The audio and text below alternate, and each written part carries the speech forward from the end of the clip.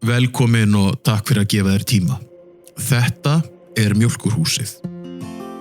Hlaðvarp ferli á bak við verkin, ekki bara útkomuna, heldur allt sem gerist á milli.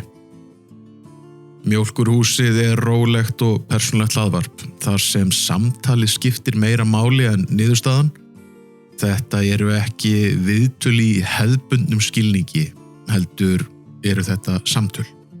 Við gefum okkur tíma, leyfum okkur að taka hliðarspor ef þau gerast og fögnum því þegar þögnin kemur. Vegna þess að stundum það þannig að bestu hlutinir eru ekki sagði strax. En margir spyrja sig af hverju Mjólkurhúsið. Í lok árs 2024 keyptum við hjónin gamlan sveitabæ hér á Austurlandi og þar stendur lítið gamalt mjólkurhús.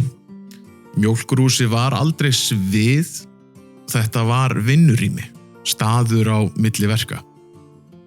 Og það var einmitt þar sem samtölin urðu áhugaverð. Þegar fólk var ekki að sýna það sem var tilbúið, heldur að tala það sem var í gangi. Þættinni hjá okkur verða byggðið þannig upp að markmiðið er að hver þáttur sé 45 til 60 mínútur og það getur samt gerst að sumir verði lengri. Það er engin klukka sem ýtir okkur áfram, það er engin sviðsetning og við gerum vitaskuld enga kröfu að vita nákvæmlega hvað það á að segja. Þátturinn má vera ófullkominn og það er alveg viljandi. Þeir sem koma hingað í þáttinn er fólk allstaðar að úr samfélaginu. Við viljum tala við fólk í ferli og fólk sem hefur verið í ferli. Fólk sem er að skapa eða reka, breyta eða halda hlutunum gangandi og síðast en ekki síst einstaklingar sem hafa látið samfélagið sitt varða sig. Þetta er ekki endilega fólk sem er komið á einhvern áfangastað, heldur fólk sem er enn á leiðinni. Og við erum ekki að leita að fullkomnum sögum, heldur viljum við fyrst og fremst heyra heiðarlegar sögur. Við komum til með að byrja á Austurlandi og svo sjáum við hvert samtölin leið okkur. Mjólkurhúsið er vetrarverkefni. Þáttaraðanar munu koma út að öllu jafna frá hausti og fram að vori.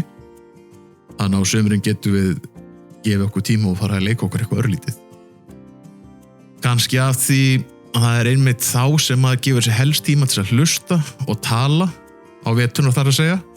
En Mjólkurhúsi er vitaskuld nýtt verkefni og þið munu örugglega heyra það líka. En við erum ekki að elta fullkomleikan. Hljóðið mun mótast með tímanum, alveg eins og samtölin, og við ætlum að verða betri frá þætti til þáttar. Rétt eins og gestin okkar hafa gert í sínu ferlum. Ef þú ert á milli hluta, á milli verka, á milli ákvarðana eða hugmynda, þá vona ég svo sannarlega að þú finnir rými hér.